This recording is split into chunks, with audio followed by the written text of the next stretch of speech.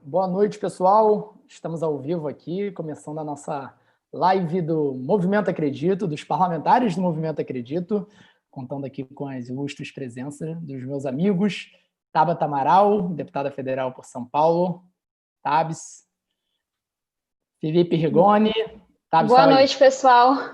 Desculpa, boa noite a todos que estão nos acompanhando. É uma honra falar ao lado de cada um de vocês. Maravilha. Felipe Rigoni, deputado federal do Espírito Santo. Tudo bom, querido? Como é que vocês estão? Bom demais estar aqui junto com vocês, de verdade. Boa noite a todos e todas. Show de bola. E nosso querido senador por Sergipe, Alessandro Vieira. Tudo bom? Boa noite, Renan, Tabata, Felipe, todo mundo que está acompanhado. É sempre muito bom estar com vocês. Show de bola. E me apresentando, eu sou o Renan Ferreirinha, deputado estadual pelo Rio de Janeiro, e a gente teve a ideia de fazer essa live aqui para falar um pouco mais sobre o que a gente vem fazendo durante a pandemia, falar mais sobre os mandatos que nós estamos tendo e contar mais sobre o Acredito e o nosso gabinete compartilhado, que a gente já vai explicar. Então, para isso, queria que a gente começasse aí falando sobre o Acredito, e aí pedir para a Tabata que pudesse falar para a gente, Tabs, o que é o Movimento Acredito? Renan, se eu tiver que resumir em uma linha, eu diria que o movimento nasceu para ser uma ponte entre a sociedade e a política formal. E aí, falando um pouquinho da minha motivação e dos fundadores, entre os quais o Renan se encontra, e logo vieram o Samuel, o Alessandro, o Rigoni, então esse barco foi ficando maior. São pessoas que têm trajetórias de lutas por causas. Eu e Renan na educação, Alessandro no combate à corrupção, Rigoni pelo empreendedorismo. Então, são pessoas que de diferentes áreas, transparência no setor público, saúde, etc., viam que seus esforços sempre tinham aquela barreira, paravam em uma parede que era política. Ou porque trocava a gestão, e aí você, como um prefeito, me disse, não podia dar ibope para a gestão anterior, ou porque o secretário estava lá porque foi indicado por um partido da base aliada, e ele tinha todas as motivações, menos o propósito daquela pasta, fosse saúde, educação, ou porque um projeto nem começava, porque não era interessante politicamente. Então, a gente conseguiu reunir vários ativistas de diferentes trajetórias de vida, diferentes experiências que falaram, olha, se a política e os políticos não mudarem, esse sonho gigantesco que a gente tem de um Brasil melhor, mais justo, desenvolvido, ético, ele sempre vai ter essa barreira na política. E acho que cada um teve o seu processo de entender que a política não deveria ser só essa barreira, parte do problema, mas também parte da solução. Só que para quem não vem de partido político, para quem não vem de família política, para quem não é milionário, essa coisa de se candidatar ela é muito difícil e ela assusta pra caramba.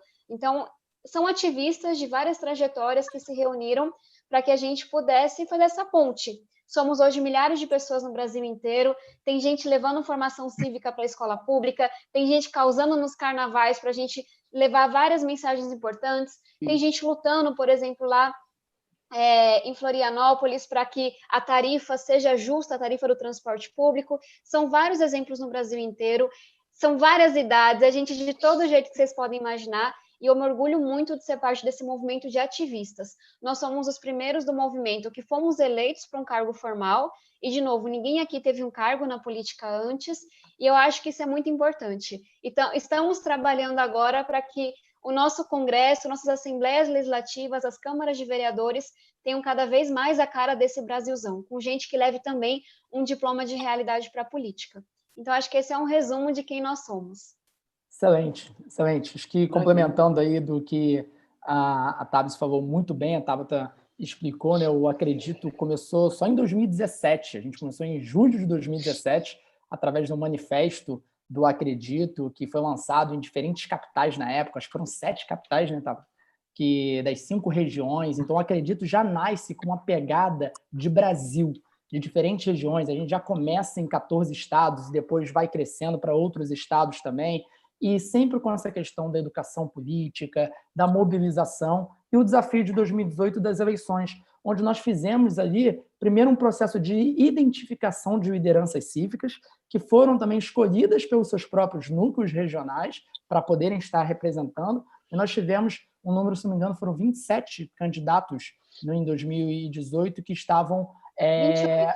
28. Assim. Então, 28 candidatos que estavam representando o Movimento Acredito, em diferentes partidos, de diferentes partidos, de 9 partidos diferentes. Então, 28 candidatos. Então, a gente tem... Aqui nós temos, por exemplo, 3 partidos representados, né? Que nós nos encontramos. E desses 28 candidatos, nós tivemos 4 sendo eleitos, uma 5ª integrante, que também foi a querida Lê, que já exerceu o mandato dela por alguns meses. Ela ficou como suplente em São Paulo, e foi uma primeira semente que foi plantada, e a gente espera que muitos outros membros, acredito, sejam eleitos nas próximas eleições. E aí eu queria ouvir agora, tanto do Alessandro quanto do Felipe, e aí começando pelo Alessandro, sobre a iniciativa do Gabinete Compartilhado. E aí, Alessandro, você que no Senado, né, como senador, também acabou hospedando muito dali, explica para a gente aí o que é o Gabinete Compartilhado, por favor. Bom, Renan, o Gabinete Compartilhado é uma iniciativa que a gente teve lá no Congresso, inovadora, ninguém nunca tinha feito nada parecido, que é integrar o trabalho da Câmara dos Deputados e do Senado, dividindo equipe, dividindo espaço físico. Funciona lá no Senado, que os gabinetes do Senado são bem maiores, e integra profissionais de análise de dados, jurídico, produção legislativa, tudo isso integrado para dar mais velocidade e mais qualidade no trabalho. E é muito bom a gente ver que, tanto no Senado como na Câmara dos Deputados, hoje o Gabinete Compartilhado é uma referência de qualidade na produção legislativa, de análise correta, séria de políticas públicas, sem apego a questões ideológicas ou partidárias. A nossa pegada, sem sombra de dúvida, é resolver o problema do cidadão, lá na ponta. E você só consegue resolver isso com boas políticas públicas, bem desenhadas, bem pensadas, que sejam implementadas com muita transparência, com muita qualidade lá na ponta, para mudar a vida dos brasileiros, que no final das contas é o que a gente quer. É o que me conecta a essa turma que é tão diferente, gente do Brasil inteiro, gente de idades diferentes, experiências de vida totalmente diversas, mas que tem um eixo, a defesa democrática de um Brasil que seja bom para todos, seja melhor para todos. E hoje a gente pode falar com tranquilidade, Renan. É totalmente possível. Só depende da gente cada vez mais ir melhorando a qualidade dos nossos representantes. Excelente, excelente, Alessandro, super de acordo. Felipe, fala um pouco para a gente também sobre o Gabinete Compartilhado, especialmente a seleção, né? Como que foi feita a seleção de quem está trabalhando? Explica aí mais para a gente, por favor. Legal, Renan. Quando a gente decidiu fazer isso tudo que o Alessandro comentou agora, né? E de fato a gente consegue não só reduzir custos, mas aumentar a qualidade, aumentar a velocidade com a qual a gente consegue fazer as análises, as legislações. Quando a gente falou assim, vamos fazer isso, a gente percebeu automaticamente que a gente tinha que fazer uma seleção muito boa de quem estaria nesse gabinete compartilhado, né?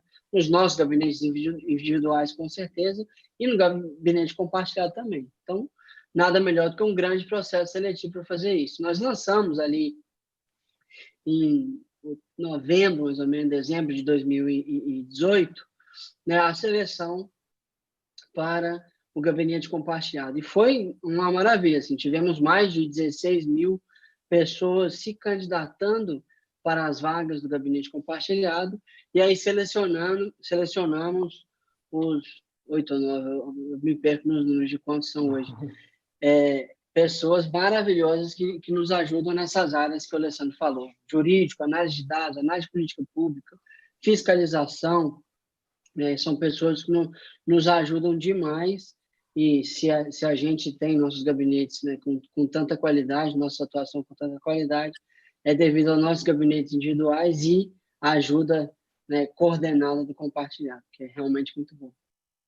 É super bacana ver o compartilhado em ação, né, e somando com os números que nós tivemos no Rio, nas vagas do Rio de Janeiro, no nosso gabinete, passaram de 20 mil candidatos, então, aí para todas as vagas que foram abertas, e a atuação, então, assim, é uma diferença técnica, né, na política, de fato. Como a Alessandra bem falou, isso reflete em resultados concretos. Maravilha, gente. A gente já passou aí de quase um ano, estamos chegando a quase 1 ano e meio de mandato, e eu queria ouvir um pouco de vocês agora. O que vocês mais se orgulham, assim, né? O que a gente mais se orgulha, vou me responder brevemente também, de ter feito até agora, assim, no mandato de vocês.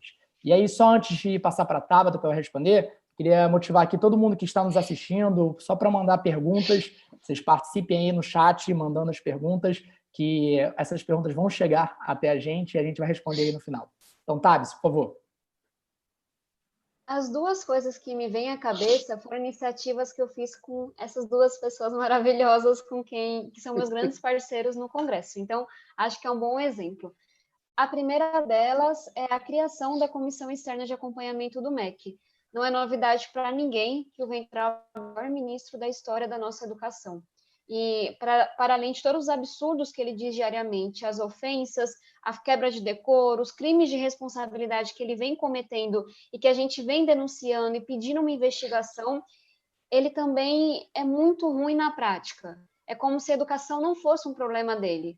Quando a gente olha para programas de alfabetização praticamente inexistentes, quando a gente olha para a execução orçamentária, que é você pegar o dinheiro que é do Ministério e fazer ele chegar na ponta por um programa. Não acontece. De cada R$ 100, um é executado. Quando a gente fala de educação de jovens e adultos, de programas super importantes.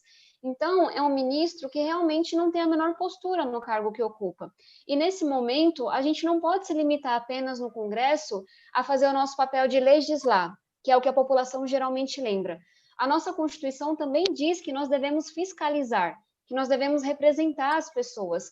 Então, a Comissão Externa de Acompanhamento do MEC foi uma inovação muito necessária. O Rigoni foi o nosso relator, eu fui a coordenadora da comissão no último ano, e o que a gente conseguiu fazer foi um trabalho extremamente técnico, que é como se fosse a nossa marca registrada. Eu tenho críticas muito grandes à postura do Weintraub, mas naquele momento a minha maior preocupação era como é que anda a alfabetização sob a liderança do MEC, como é que anda a execução do orçamento, como é que anda a transparência, está chegando em quem precisa, professores estão tendo apoio? A resposta foi um grande não, por meio de um documento sério, que usava números, enfim, dados do próprio Ministério da Educação.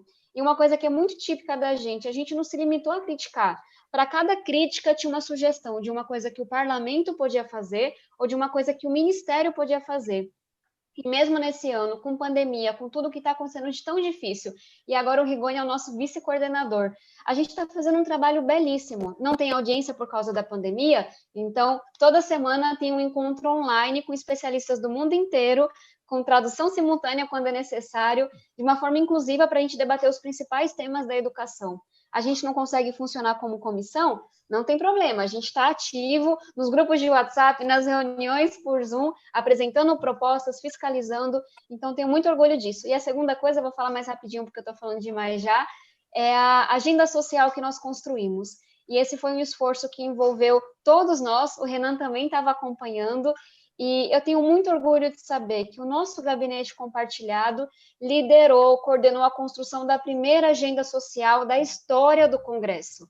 E isso é muito forte para mim, é não se limitar a criticar. A gente tem crítica? Tem. E quando a gente concorda, a gente apoia também. A gente sabe fazer uma oposição muito séria ao governo Bolsonaro, que faz muito falta ao Brasil, de você apoiar o que você concorda e você ser duro quando você discorda.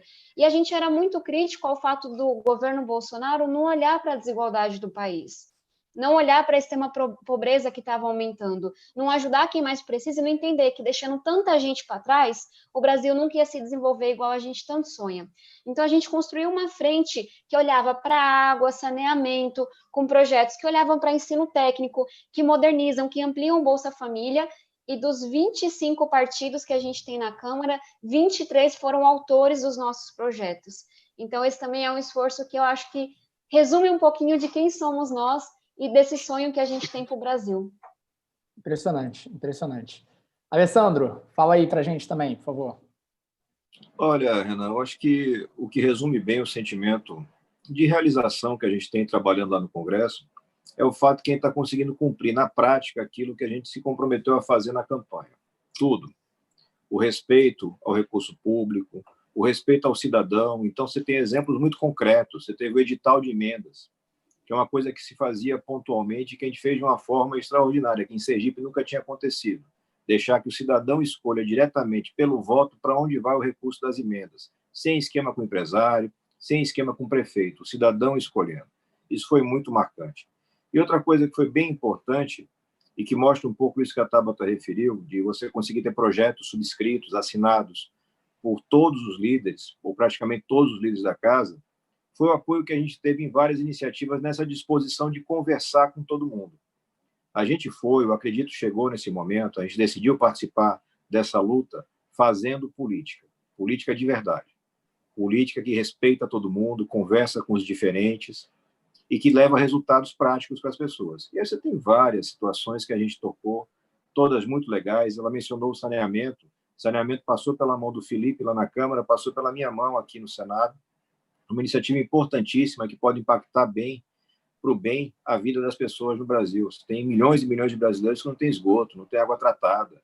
E é uma coisa que se arrasta há anos e que a gente tem condição de concretamente resolver. Então, se fosse para resumir, o grande orgulho está em estar conseguindo fazer os resultados chegarem sem ter que abrir mão de nenhum princípio. Não precisa deixar nada para trás.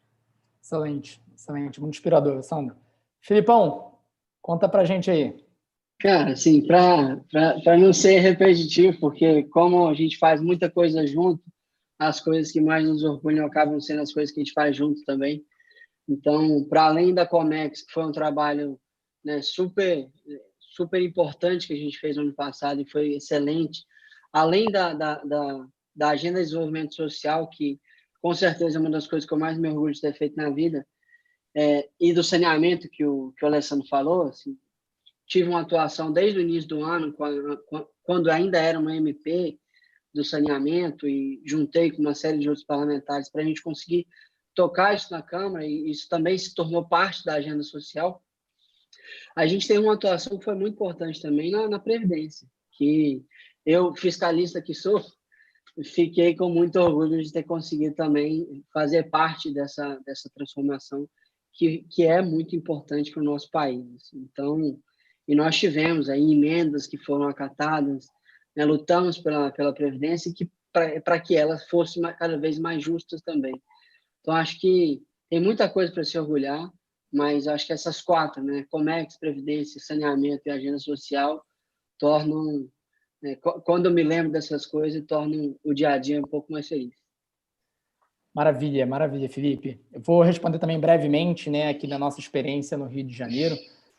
Tem, primeiro fator que já foi citado por vocês, que é a postura parlamentar, então de fazer diferente, seja com o uso do dinheiro público. Todos nós temos aqui gabinetes que são eficientes, com o número de assessores necessários, mas com uma produtividade muito grande, mais enxutos, economizamos muito com isso. Temos uma postura muito participativa com a sociedade, utilizando desde aplicativos ou as redes sociais para colher emendas. Vocês estão fazendo agora uma grande consulta pública, que eu já quero ouvir mais sobre isso também, para a gente falar. Ou seja, tem uma postura muito de contato com a população. Mas se for focar em duas questões, eu focaria primeiro numa atuação muito forte de fiscalização que a gente tem aqui no Rio de Janeiro com as contas e com o orçamento do Estado. Eu sou presidente da Comissão de Economia, Indústria e Comércio do Rio, que é uma comissão muito importante na LERJ, muito ativa, e a gente faz um passo pente fino. Só para ter uma noção, né, no ano passado a gente descobriu um erro metodológico na LDO, que é a Lei de Diretrizes Orçamentárias, né, para quem não conhece, da ordem de grandeza de 10 bilhões de reais. Então, assim, num estado com 80 bilhões de reais de despesa, você descobrir um erro na ordem de grandeza de 10 bilhões é algo muito significativo.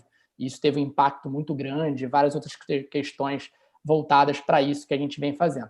E a outra questão, a gente já teve vários projetos de leis aprovados que viraram leis, mas uma muito especial é a lei dos endowments. A gente fez uma lei no Rio de Janeiro que cria basicamente os fundos patrimoniais para universidades e institutos culturais ou qualquer instituto público no Rio de Janeiro que possa permitir uma nova forma de captação para oxigenar aí a fonte de custeio. Isso não substitui o financiamento público, mas amplia, aí baseado em que outros países acabam fazendo também.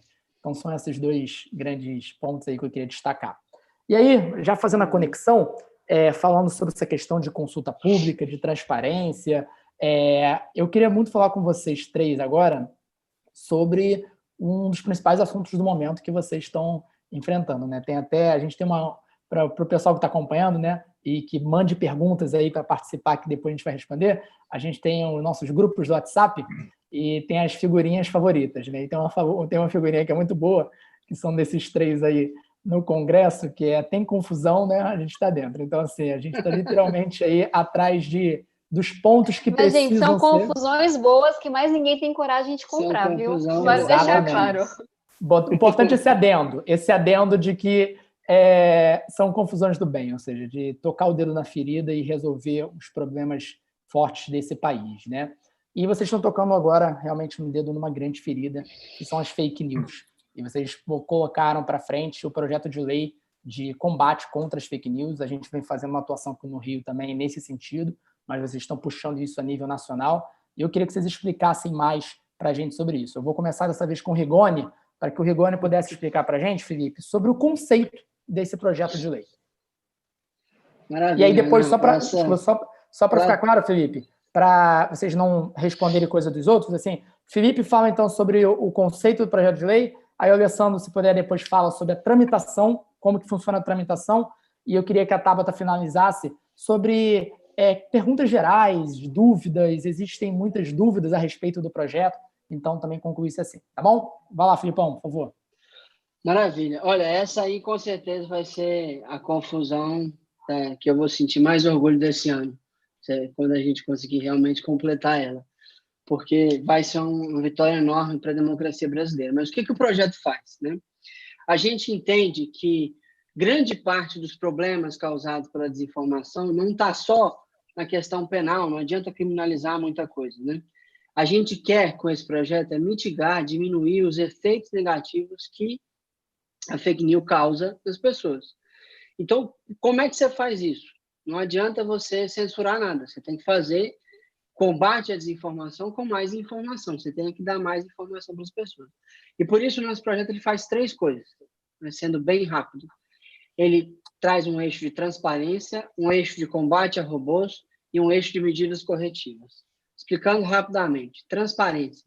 As plataformas hoje já fazem um monte de coisas em relação ao combate à desinformação. Elas derrubam publicações, elas rotulam publicações como sendo desinformação, elas avisam usuários que tiveram contato com desinformação, elas fazem uma série de coisas ao redor do mundo. Tá? Qual o problema? Elas não fazem isso com uma estrutura definida e elas não têm nenhuma transparência em relação a isso. Então, a gente pede, nesse projeto, que exista transparência. Elas têm que publicar tudo que elas fazem, os dados corretos, sobre todas essas questões que elas aplicam já em relação à desinformação. Para quê? Para a gente empoderar a sociedade, inclusive, para conhecer mais esse problema. Segundo, combate a robôs. A gente veda a existência de robôs não identificados.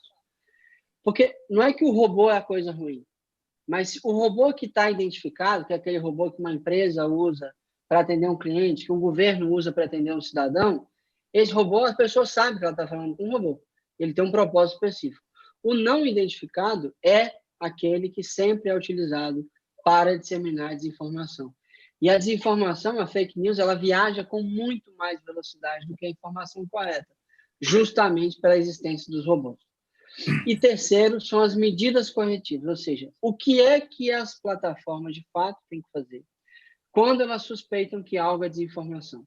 Então, a gente coloca algumas boas práticas. Por exemplo, utilizar a parceria com agências de checagem de fatos. Quando as agências verificam e confirmam que o conteúdo é falso, rotular, né, avisar as pessoas que aquele conteúdo foi verificado e é falso, e mandar para as pessoas que já tiveram contato com aquele conteúdo que elas tiveram contato com o conteúdo falso, enviando para elas a correção, né? Isso é uma boa prática que a gente coloca no PL, e a gente traz 2 salvaguardas, que isso já acontece hoje, mas a gente traz 2 salvaguardas que são muito importantes. Primeiro, a notificação prévia. Quem for sofrer essas medidas precisa ser avisado antes para que a pessoa possa tomar alguma atitude, por exemplo, se ela quiser retirar aquele post. Segundo, depois da medida, tem que ter espaço para recurso, porque até os verificadores erram, né? Muito pouco, mas erram. Então, tem que ter espaço para recurso, porque aí nós vamos, ao mesmo tempo, combater a desinformação e proteger a liberdade de expressão. Dessa maneira, nós vamos estar dando muito mais informação para as pessoas e nós vamos ter muito menos os efeitos negativos causados pela desinformação hoje em dia. É isso que o projeto faz. Show de bola, Felipe. Alessandro, e como que é a tramitação desse projeto? A gente já está com previsão desse projeto ir para voto no plenário na terça-feira, agora a próxima terça-feira, dia 2. O relator é o presidente da Comissão Parlamentar Mista de Inquérito das Fake News, o Ângelo Coronel, da Bahia. E a gente vem dando continuidade ao trabalho de consulta pública, escutando todos os especialistas, entidades de defesa dos direitos na rede, tudo com muita maturidade e fazendo o que o Felipe colocou muito bem, combatendo a mentira com verdade, combatendo a desinformação com mais informação, com mais transparência, e fazendo uma coisa que é muito importante, que é colocar no centro dessa discussão as plataformas. As plataformas ganham bilhões de dólares com movimentação de informação, de dados, para cima e para baixo, sem uma preocupação e sem um compromisso se aquele conteúdo é ou não verdadeiro.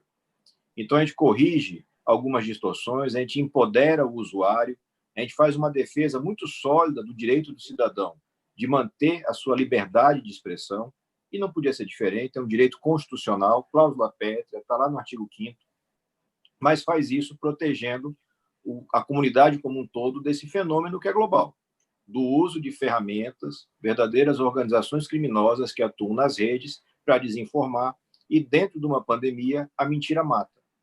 Dentro de um processo eleitoral, a mentira corrompe a democracia. Isso tudo é dramático e tem que ser tratado rapidamente. Então, a expectativa e um apoio muito grande das lideranças no Congresso para que isso seja votado, aprimorado, aprovado o mais rápido possível e possa ir à sanção, para que a gente tenha, aí sim, uma internet mais democrática e mais livre de verdade. Literalmente, Alessandro, o que você falou tem um efeito real, e isso a gente precisa enfrentar com coragem. Tabata, já tem várias perguntas aqui na live que estão chegando sobre o PL contra fake news, né? Então não vou lê-las todas aqui, porque você sabe o teor e o que estão. Então fala para a gente aí, por favor, responde um pouco dessas principais dúvidas. Eu fiquei pensando quais são as 3 principais mentiras que contam sobre o projeto, né? E acho que vale dizer, tem muita gente poderosa, assim, se movimentando muito contra esse projeto. E até nos faz questionar o porquê disso. Tem gente, assim, com milhares, milhões de seguidores, compartilhando texto que não é do projeto, inventando história. Então, vamos colocar a limpo algumas questões. Primeiro, gente dizendo que fake news não mata ninguém. Ano passado, uma mãe de 2 crianças foi assassinada por linchamento por causa de uma fake news. Disseram que uma mulher que parecia com ela estava sequestrando crianças, era mentira, mas acreditaram e mataram ela. Quantas pessoas não estão ingerindo? A gente chama de cândida, acho que é água sanitária para os outros, água sanitária, desinfetante, porque acreditam que isso mata o coronavírus. E as pessoas vão parar lá no SUS porque acreditaram em uma fake news. Primeira coisa, fake news matam. A gente não pode ignorar. Essa é a primeira coisa. Um segundo ponto que eu acho que vale esclarecer também. O que tem de áudio, de mensagem dizendo: agora vocês querem que as pessoas leiam os nossos e-mails, que elas leiam as nossas mensagens, que escutem os nossos áudios. Minha gente, eu quero que me aponte a parte do projeto que fala isso. Isso não existe. A gente não está pedindo para ler nada que não seja público, sabe? Isso é proibido, não faz parte do projeto. Quem está dizendo isso está sendo movido por má fé, porque é contra o projeto, porque tem medo, porque está fazendo alguma coisa errada. Terceiro ponto. Aí, falando um pouquinho mais do projeto. As pessoas dizem que a gente vai tirar a liberdade, mas, de novo, tudo que a gente coloca, as plataformas já fazem de alguma maneira. Só que elas fazem de forma discricionária, sem transparência. Então, a gente não sabe quanto fazem, por que fazem e por que só com algumas pessoas. Tudo no projeto elas já fazem. E a gente não questiona e a gente fica achando que isso está tranquilo. Um exemplo, o Facebook já deleta milhares de robôs todos os anos. Mas a gente não sabe por que deleta aqueles robôs e não deleta os outros. A gente pede um relatório com transparência. Quantos foram derrubados e por quê? Outra coisa, as plataformas já colocam quem está patrocinando um conteúdo, mas a gente não sabe se elas colocam isso para todos os conteúdos. Se elas colocam só para alguns e não para os outros, me parece que isso é bastante injusto. A gente coloca, tem que dizer quem está patrocinando em todos, não só em alguns, de acordo com a escolha de vocês. Outra coisa, a única coisa que a gente faz com o WhatsApp, ninguém vai ler mensagem de WhatsApp, ninguém vai rotular mensagem de WhatsApp, a gente fala isso, olha, para você ser adicionado a um grupo, você tem que autorizar para entrar nesse grupo. Pronto. O WhatsApp já tem uma ferramenta para você ativar, dizendo que você quer ser avisado para entrar no grupo, só que isso não é disponibilizado para todo mundo. E até hoje eu não descobri como é que faz no meu, inclusive vou tentar descobrir. Ou seja, o WhatsApp já faz o que a gente está pedindo, sem nenhuma quebra de privacidade, sem nenhuma quebra de criptografia. Outra coisa, o Facebook, semana passada, derrubou um post de um amigo meu, que estava se posicionando sobre a morte do João, o assassinato do João em São Gonçalo.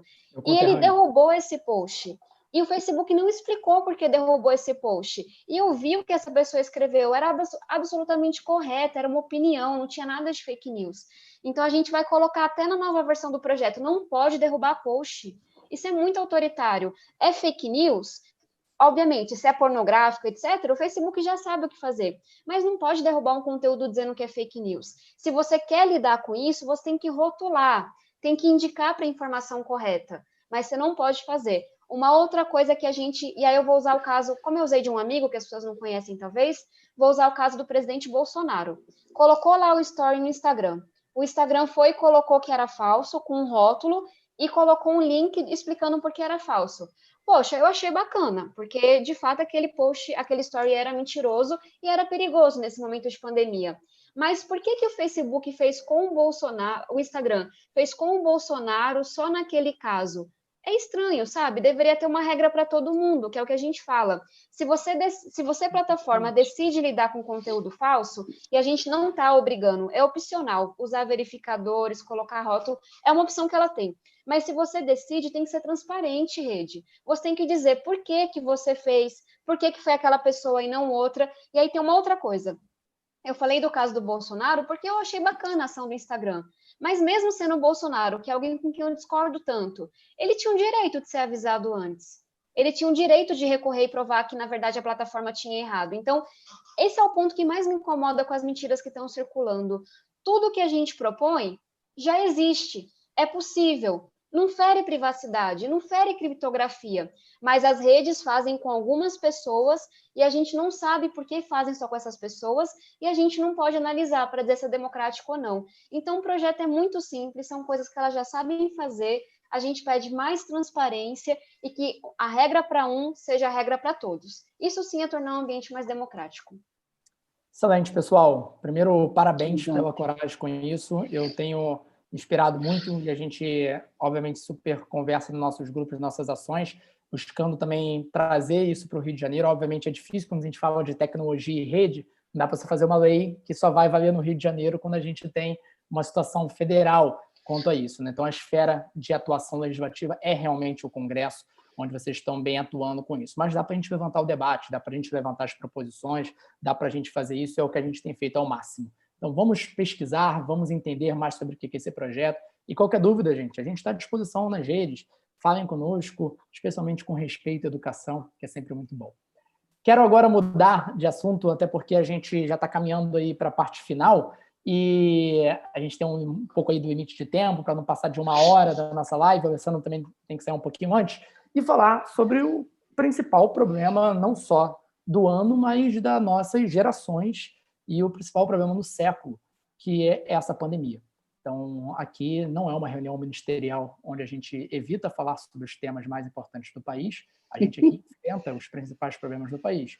Então, a gente fala que o principal problema do país é a pandemia que nós estamos passando, e é uma situação muito séria. Assim, hoje, para mim, foi um dia muito simbólico de uma forma negativa, porque eu sei que São Paulo, onde eu estava, tem mais, mas a gente, com o Rio de Janeiro, um estado pequeno geograficamente, bem menor população, nós passamos hoje a China em número de mortos. Então, você já tem mais mortos no estado do Rio, 4.800 mortos, do que a China, que tem 4.600 e pouco. O epicentro original dessa pandemia. Então, a gente está perdendo, a gente precisa fazer muito mais.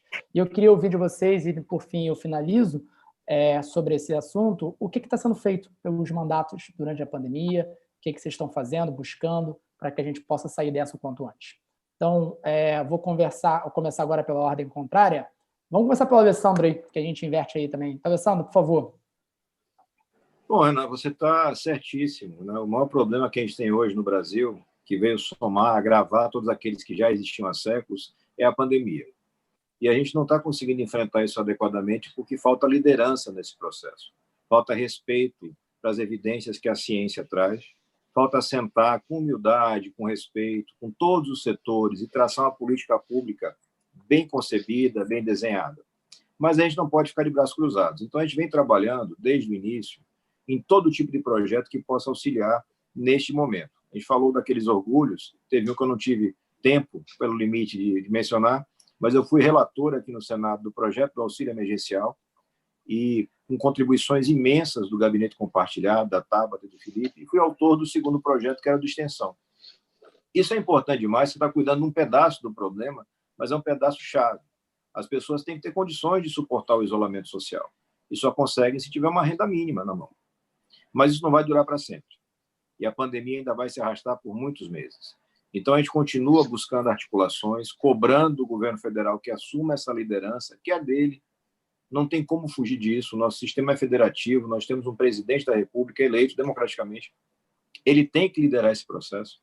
Ele tem que assumir que tem responsabilidades grandes. E se ele tinha alguma ideia, algum projeto feito lá com Paulo Guedes, enfim, que ele pensou na pré-campanha, esses projetos acabaram. Aquele mundo não existe mais. A gente tem que avançar com outra cabeça, resgatar a economia, proteger a saúde das pessoas, somar muito esforço. E a gente vem, e aí a turma está empenhada nisso, eu estou, nessa semana, muito focado no PL das fake news e na proteção do meu Estado, garantindo equipamentos, recursos, mas a turma está avançando muito em discussões que são essenciais. Uma renda básica que garanta a inclusão das pessoas no mercado consumidor, que garanta a proteção mínima à alimentação e desenvolvimento das crianças. Isso tudo está sendo pensado, está sendo trabalhado, e é importante demais. A gente não pode deixar ninguém para trás no Brasil, mas de verdade, não só no discurso de campanha. A gente tem que garantir um resgate da educação. Se a educação brasileira tinha problemas, hoje ela está destruída. Não existe mais um projeto nacional de educação, que podia ser um projeto conservador, é um direito. Se você ganhou uma eleição com uma plataforma conservadora, você coloca em prática um projeto conservador de educação. Mas coloque algum projeto. O Brasil hoje não tem nenhum projeto. Ou alguém vai achar que a proposta de construir escolas cívico-militares é um projeto de educação. Claro que não é. Então, a gente tem que avançar nesses debates todos, ao mesmo tempo que a gente enfrenta ameaças à democracia, elas são reais, elas não devem ser ignoradas, mas tudo que a gente vem fazendo é com respeito, ouvindo as pessoas, defendendo aquilo que a gente assumiu como compromisso de vida, um Brasil melhor. E vem fazendo isso com bons resultados, ainda longe do que é necessário, mas bons resultados com certeza. Excelente, Alessandro, parabéns aí. A gente super se inspira nas suas ações. Felipe, fala pra gente aí, por favor, o que você tem mandado aí na pandemia? Não, acho que eu vou tentar complementar o que o Alessandro falou, dando um passo atrás, na verdade, que é o seguinte. Eu, de vez em quando, tenho falado essa semana muito isso, que política pública no Brasil parece um jogo de batalha naval, que você dá o tiro, aí depois você descobre se você acertou um submarino, um navio, uma pedra, uma ilha. Né? Por que eu estou falando isso? Que a gente não faz um mapa das coisas antes de tentar aplicá-las, ou pelo menos não fazemos os mapas direito. Como é que isso se aplica à pandemia? A gente tinha que, desde o início, ter testado uma quantidade enorme de pessoas para ter um mapa muito preciso sobre aonde está essa doença com exatidão, ou com o máximo de exatidão possível, para isolar os infectados, né, o contato dos infectados, ter um mínimo de isolamento social possível, porque é lógico que o isolamento ele é a nossa ferramenta atual, é a única que temos. Mas é um negócio ruim para as pessoas, a gente sabe disso. Ninguém gosta de ficar trancado em casa, né? A economia não se dá bem com as pessoas trancadas em casa. Mas é o que nos sobrou, já que a gente não fez esse mapa. Eu vou fazer uma comparação aqui muito importante. Wuhan, que é a cidade que começou a pandemia, começou a ter nessa semana uma nova onda, né? E nessa semana, Wuhan fez 7 milhões de testes para essa segunda onda que tinha começado. Descobriu 260 casos, né? Isolou os casos, está tudo certo. Essa que é a questão. A gente tem que fazer esse mapa com mais precisão para a gente conseguir, inclusive, tomar decisões com base na realidade que a gente tem. Ou a gente não sabe qual é a realidade. A gente não sabe nem a realidade do número de mortos, porque a gente não consegue ter. Tem muita subnotificação, muita coisa que a gente acaba não conseguindo detectar. Então, isso prejudica muito a nossa capacidade de decidir. Isso me traz, né, para aquilo que o Alessandro trouxe, porque este mapa também não está sendo feito não só para a situação da pandemia em termos de saúde, em termos da economia. Né? Nós vamos viver num outro tipo de dinâmica econômica que vai necessitar da gente, por conta das consequências da pandemia, uma proteção social das pessoas muito mais adequada do que o que a gente faz hoje, e aí vem aí as discussões que o Alessandro está tocando de uma renda mínima. Aí a gente vai ter que fazer um investimento em um projeto de educação profissional que o Brasil nunca teve e vai ter que ter, né? E nós vamos ter que pensar, de fato, em setores importantes, como o saneamento, que o Alessandro tanto toca lá no Senado, como as ferrovias, como os aeroportos e portos, etc. Mas vamos ter que repensar essas coisas para ser mais rápido e adequado ao momento que a gente vai viver. Assim. Então, tem muita coisa que a gente precisa fazer, muita coisa que a gente está pensando assim, no gabinete compartilhado e nos gabinetes individuais, que nós vamos viver num outro Brasil, num outro mundo, na verdade, e nós vamos ter que nos adaptar. A grande característica, eu acho, de bons políticos é que eles têm a capacidade de aprender e reaprender constantemente. Isso aí, amigo. A gente não vai voltar para a normalidade, né? A gente vai voltar para uma nova realidade e a gente precisa se adequá-la o mais rápido possível. Tabata, você aí. Renan, você me permite aí? Claro, só Alessandro. O horário, né? A gente tem outros compromissos, a gente está na correria, hoje só acabam as lives, está parecendo live do Gustavo Lima, só acaba de madrugada. Mas a gente sem vai contar os 3 filhos que você tem e que nós 3 aqui, os outros 3 não têm, né? Compartilhar com o pessoal aqui. Eles me chamaram para uma coletiva às 9h30 da noite de hoje. Eu digo, olha, quando vocês tiverem 3 filhos, esposa, eu quero ver vocês cumprindo essa agenda, porque é brincadeira. Mas a missão é nobre, a gente está sempre disponível para fazer o máximo que dá. Agora eu vou entrar num outro debate público também, mas muito bom encontrar vocês. Dá saudade de encontrar pessoalmente, daqui a pouco passa um pouco mais a pandemia e a gente está junto lutando sempre por um Brasil melhor, e melhor para todo mundo. Valeu? Obrigado, abração amigo. para todos. Valeu, Alessandro, até mais. Valeu. Tabs, manda lá. A gente também já está caminhando para o final aqui, pessoal, para vocês saberem. Tá certo. Renan, só queria, que eu acho que eu falei algo errado, deu a entender errado, e claro, para corrigir é importante. O caso que eu contei da mulher que foi espancada, linchada, aconteceu no Guarujá, que é pertinho de Santos, fica no litoral paulista, e eu fiquei sabendo ano passado, mas ele aconteceu em 2014. Então, acho que até reforço o quanto que esse é um problema antigo já, né? Enfim, não nasceu ontem, e com o qual a gente vem tendo muita dificuldade de lidar. E aí, falando um pouquinho sobre a pandemia, tem um desafio muito grande que o Rigoni e que o Alessandro tocaram, que é a gente precisa ao mesmo tempo. E, sabe, o mundo não é feito de uma coisa ou outra, e nesse caso a gente não pode abrir mão de nenhuma delas. A primeira é salvar o maior número possível de vidas. E é uma missão na qual o Brasil vem falhando todos os dias. É absurdo o que está acontecendo. A gente provavelmente seremos o primeiro ou segundo país no mundo no número de mortos por coronavírus. E a segunda missão é permitir que as pessoas passem por esse período com dignidade. A gente sabe que os impactos na economia são muitos e o governo poderia estar fazendo muito mais do que está fazendo hoje. O auxílio emergencial foi uma grande vitória e eu tenho muito orgulho na nossa participação nesse processo. Nós fomos os primeiros, por meio de uma carta ao presidente da República, a pedir que ele enviasse uma medida provisória, instalando o auxílio provisório, o auxílio emergencial. E por que a gente pediu uma medida provisória? Porque, ao contrário de uma lei que demora vários dias para ser aprovada no Congresso e depois deve ser sancionada, quando o presidente assina uma medida provisória, ela começa a valer naquele mesmo momento.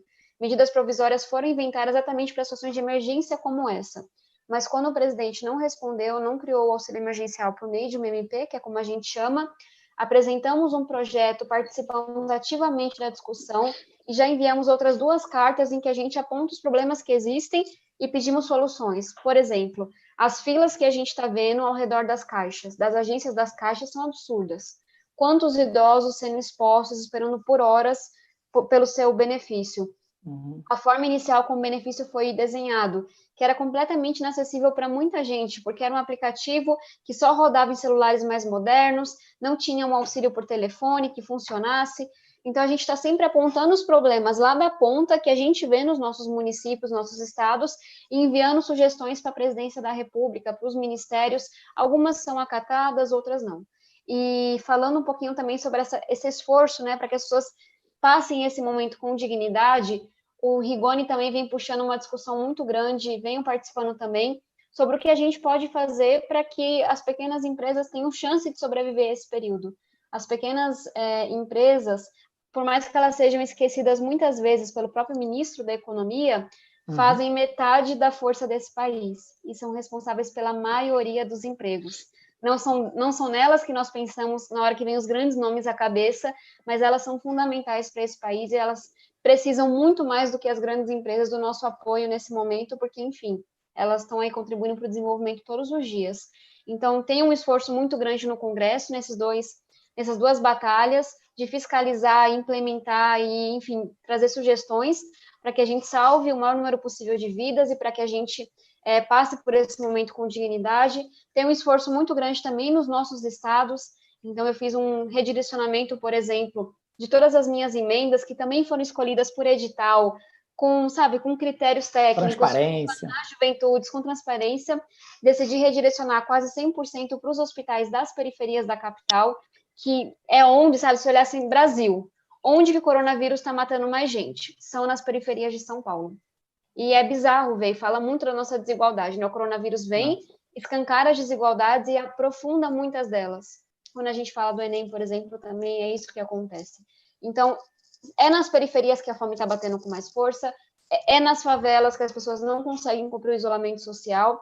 A gente está com 92% de ocupação em São Paulo dos leitos de UTI, então tomei a decisão de redestinar as emendas para os hospitais das periferias da nossa cidade.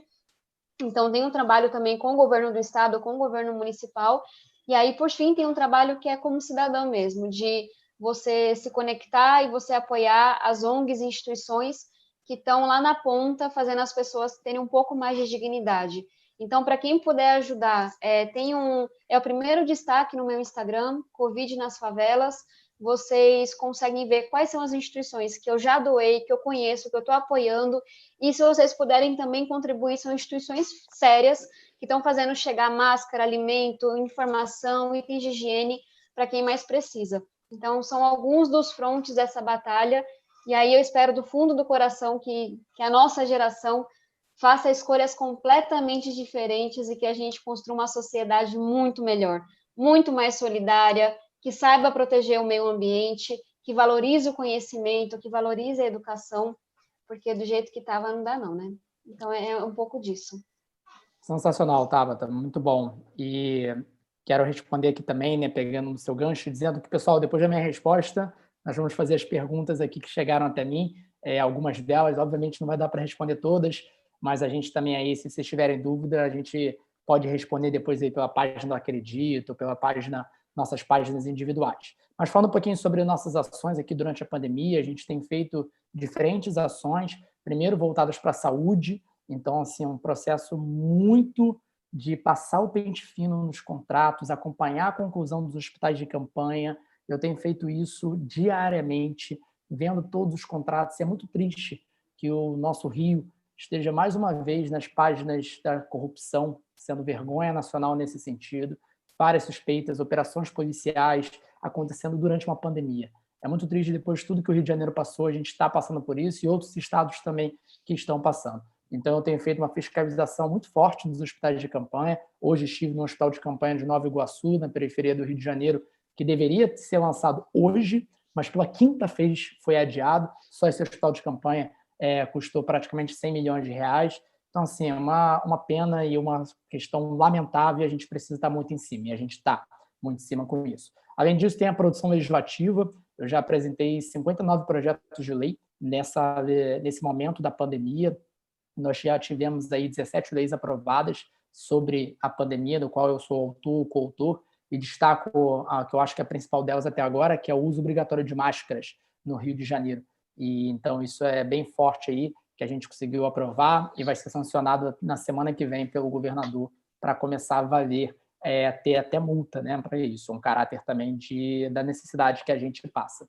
E também queria dizer sobre a questão que a gente tem buscando cada dinheiro que aí está no setor público parado, e é um esforço de passar realmente aí o pente fino de novo para buscar esses recursos, e tem muito recurso parado nos famosos fundos especiais de poderes e órgãos. O que são isso?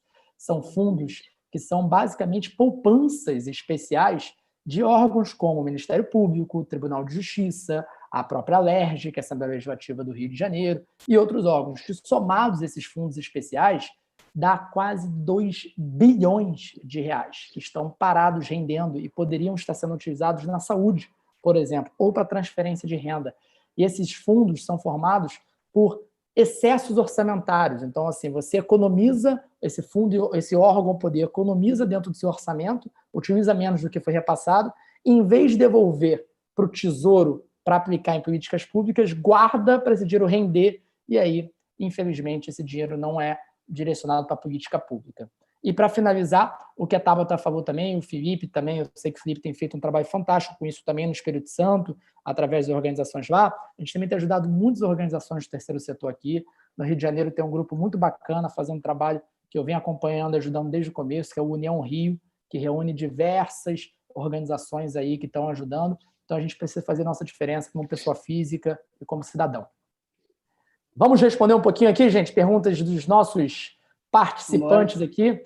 E para a gente concluir, para a gente não passar, vamos tentar não passar de 8h15, por mais que eu sei que tem várias perguntas aqui, mas vou fazer uma para cada um, tá, gente? E aí a gente entende aqui. Primeiro, agradecer demais, tem várias mensagens bacanas, vou só citar o nome, mas tem Giovanni Martins, Marcele, Maria Rodrigues, Gabriel Roriz, Daniel, Vitor Espíndola, várias pessoas mandando mensagens que bacanas, foram essas que chegaram até mim aqui, não vou poder lê-las, mas beleza. Vamos lá, Tabs, quero perguntar para você primeiro uma pergunta sobre do Papillon, que fez a seguinte pergunta: esse movimento, eu acredito, tem dinheiro público no meio?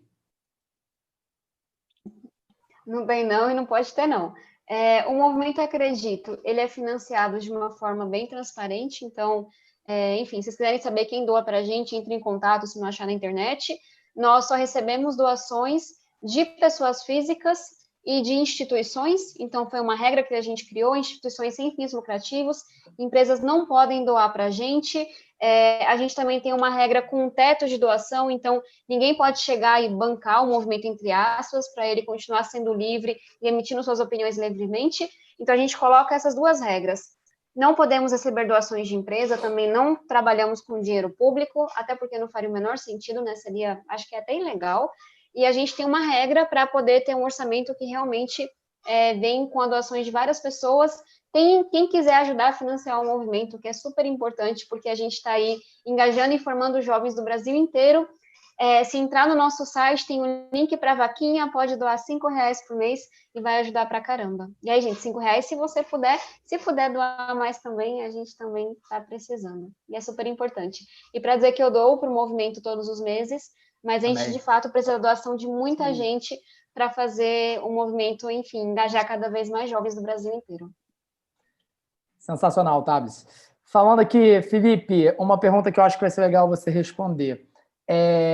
Da Bruna Genaro. Ela perguntando sobre o PL contra fake news, falando assim: gostaria de saber se algum outro país tem uma lei próxima. Se sim, como foi o desenvolvimento após a sua aplicação e como a sociedade desse país reagiu. Legal. O que se tem mais próximo disso são as leis europeias, né? A mais próxima está na Alemanha, que eles meio que fizeram uma autorregulação regulada das plataformas. Que não é isso que nós estamos propondo, na verdade. O que nós estamos propondo é um pouco mais estruturado no combate a fake news, que, na verdade, é um avanço do que eles fazem por lá. Né? Porque a sociedade de lá já reclamou que não conseguiu combater com eficácia as leis que eles aplicaram lá. E a União Europeia, como um todo, né, está em constante discussão e estão prestes, na verdade, a aprovar algo parecido com esse nosso. Inclusive, teve alguns especialistas europeus que nos ajudaram no desenho dessa lei. Então, essa lei vai ser uma inovação, mas ela usa, no caso da nossa lei, a gente coloca tudo aquilo que já é feito, né? Só que de uma maneira estruturada, transparente e com possibilidade de recurso das pessoas. Então, a gente, ao mesmo tempo que combate fake news, a gente garante a liberdade de expressão e vai ser, sim, uma lei pioneira no mundo nesse sentido. Excelente, show de bola. Vou responder uma pergunta aqui da minha querida mentoranda do Vamos Juntas, que é uma iniciativa super bacana, que todos nós aqui fazemos parte, que a Tabata teve a iniciativa e a grande inteligência de sempre que ela possui, de criar, e depois vocês acompanham mais lá. Tabs, quer fazer uma propaganda aí do Vamos Juntas? Vamos Juntas na Política por Mais Mulheres Eleitas. É um movimento nacional, suprapartidário, e mais mulheres na política é bom para todo mundo, homens e mulheres, então conheço. Maravilha. Então, a minha mentoranda lá, Wilma Alves, fez a seguinte pergunta: qual é a perspectiva de educação pública que vocês almejam e vêm tentando construir para o Brasil? Essa é uma pergunta que dá para a gente fazer uma live inteira ou passar até escrever um livro juntos aqui. Wilma, querida, primeiro um beijo para você aí, sabe do meu carinho por você. Vou tentar responder da maneira mais breve. A gente acredita muito numa educação pública que seja focada em 2 pilares centrais: a excelência e a equidade. Quando a gente fala de excelência, a gente está falando de aumentar a qualidade da nossa educação, que é algo que a gente vem falhando há muito tempo. A gente conseguiu avançar muito na educação, no acesso. O acesso à educação melhorou muito nas últimas décadas, por mais que a gente não precise melhorar, especialmente nas periferias, nas comunidades ribeirinhas, isso ainda tem um problema que existe. Mas a qualidade, a gente está estagnado, a gente não melhora e a gente precisa, tem várias questões sobre isso que precisam acontecer, que vão desde lá relacionados ao que a gente aprende na escola, de fato, o conteúdo, tornar a escola mais atrativa, repensar a carreira docente, tornando essa carreira docente mais atrativa, ou seja, melhores incentivos para quem quer ser professor no nosso país. Isso tudo é muito importante. E a gente focar na aprendizagem, focar em melhorar a aprendizagem dos nossos alunos. Nossos níveis de aprendizagem são muito baixos e muito ruins. E equidade. O que é isso? É a gente fazer uma educação que chegue a todos de qualidade. A gente fala, né, uma educação para todos e para cada um, que ninguém se exclua desse processo. E a pandemia apresenta ainda mais dificuldades, escancarando as desigualdades desse país, fazendo com que um fosso entre quem tem oportunidades e não tem oportunidades fique ainda maior. E a pandemia cria problemas, mas ela também escancara outros que já existem historicamente no nosso país. Então, acho que é um pouco por aí, tem muito mais coisa para falar. Essa é a nossa praia aqui também. Eu e Tabata, a gente, com isso, o Felipe também muito, especialmente na parte de educação profissional, nós 3 somos apaixonados pela educação também. Outra pergunta aqui que eu quero fazer, só para a gente concluir, vou fazer 2 perguntas só para vocês, uma para o Felipe e uma para a Tabata, e a gente conclui. Primeiro para o Felipe aqui, vou deixar a última... Na verdade, vamos fazer primeiro para o Felipe. Felipe, como que vocês estão lidando com tanta ignorância e ataques nas redes sociais? Com muito diálogo e serenidade. Não tem outra maneira de lidar com as coisas a não ser o diálogo, a serenidade e a utilização da ciência. Assim. De fato, por conta desse projeto contra as fake news que a gente protocolou e várias outras coisas, a gente tem sofrido alguns ataques. Né? A Tabata é campeã de ataques de nós 3, mas tá todo mundo sofrendo com isso. Assim. E não há outra maneira, por conta da nossa postura, por conta de como a gente acredita que a política deva ser feita, não há outra maneira de lidar com isso a não ser sempre se atendo aos fatos, à ciência, aquilo que realmente está sendo discutido, e, naturalmente, super aberto e sempre aberto ao diálogo, né? Possibilidade de mudança e etc. Então, ataques ou não ataques, a nossa maneira de política é com evidência científica e diálogo. Muito bom. Tabata, eu queria que você responda também um pouco sobre isso, porque todos nós aqui já passamos por muitos ataques, fake news nas redes, né? Mais recentemente também foi bem forte aqui no Rio com a gente, e é exatamente isso que a gente faz, com dados, com ciência, com a verdade e com a serenidade. A gente precisa falar sobre a importância de humanizar a política também. E isso, infelizmente, acaba sendo muito esquecido e deixado de segunda mão. Mas eu queria também te fazer uma pergunta, e aí você conclui as perguntas. Como que entra para o movimento Acredito? Vitor Espínola está perguntando aqui. Quer entrar para o movimento? Como que funciona? Beleza, começar pela pergunta do Vitor. Digita no Google Movimento Acredito, vai no nosso site, se inscreve, ou vai na página do movimento, manda uma mensagem, ou vai na página do Rigoni, do Renan, do Alessandro Minha, manda uma mensagem, ou seja, do jeito que você quiser. A gente quer muito que você venha, Vitor, então manda uma mensagem para a gente te conectar com o núcleo que está mais perto de você. Nós temos núcleos do movimento no Brasil inteiro, então é bem provável que tenha uma galera aí pertinho de você, animada para a gente fazer do Brasil um país muito melhor. Sobre os ataques, eu brinco que eu estou com PhD nisso, né? É dia sim, dia outro também, vem de todos os lados, os mais diversos temas, tem algumas coisas em comum, infelizmente a política está sendo muito tomada pelo ódio, pela violência, então a gente sabe que os ataques, infelizmente, não são uma contestação de ideias, eles realmente são ataques coordenados, que espalham mentiras, que te ameaçam, que tentam te intimidar. E aí eu concordo com o que os meninos responderam. Eu acho que o mais importante é você se lembrar todos os dias do porquê você está naquele lugar, do porquê você faz o que faz, e saber que é muito melhor apanhar pela sua convicção do que apanhar por covardia ou por corrupção.